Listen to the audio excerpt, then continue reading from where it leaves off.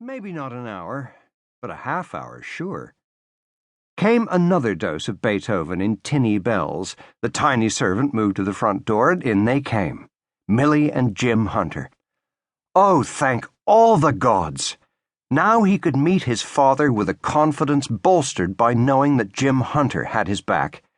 How much he had yearned for this reunion.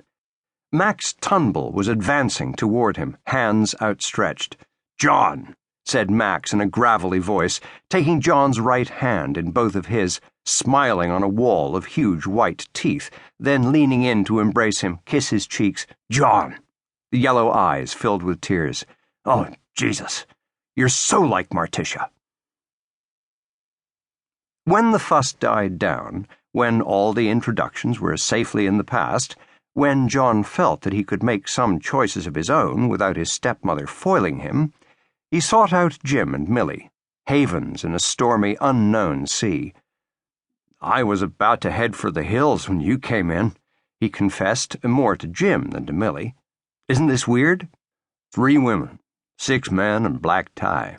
You're right, it is weird," Jim said, but not sounding puzzled. Typical for Davina, though. She loves to be surrounded by men. "Why am I not surprised?" John put his martini glass down with a grimace. "You no like?" asked a voice at his elbow. He turned to look, found the midget maid. "I'd much rather have a Budweiser," he said. "I get." "One for me as well," called Jim to her back. "Have you managed to talk to your dad yet?" "Nope, maybe at the dinner table. It's as if his bimbo wife doesn't want to give me any opportunity." "Well, she can't keep that up forever, especially now you're in Holloman," Millie comforted. "Vina has to be the center of attention, from the little I've seen of her. Jim knows her far better." "Oh, thanks for being home last night when I blew in from Portland," John said. "I couldn't wait to see you." "I can't believe Max let you stay in a hotel," Jim said. "No, that's my fault. I figured I'd better have some place of my own to retreat to if I needed, and right about now I'm glad. California or Oregon, this ain't." "Hey, California was a long time ago," Jim said gruffly. "It lives in my heart like yesterday." "This is more important, John," Millie said. "Family is all important." "With an ugly stepmother in control? All that's missing are the ugly stepsisters. Or should that be stepbrothers?" Millie giggled. "I see the analogy as far as Davina goes, John, but you'd make a lousy Cinderella. Anyway, it's a role reversal. You're not an impoverished kitchen slave. You're a millionaire forestry tycoon." When Davina drove them to the dinner table, a wide one as well as long, John found that he and Max were seated together at the head of the table. Davina occupied the foot, alone. Down the left side, she put from Max to her Ivan Tunbell, Millie Hunter, and Dr. Al Markov.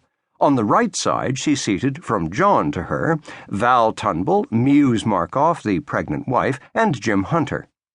And at last John had a chance to talk to Max Tunbell, who turned a little side on and asked, "Do you remember your mother at all, John?"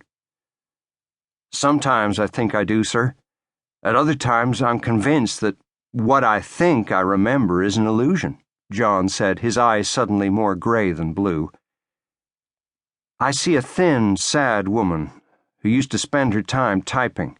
According to Wendover Hall, who adopted me, she was very poor, made a living from typing manuscript for $1 a page, no errors. That's how he met her. Someone recommended her to type a book he'd written on forestry.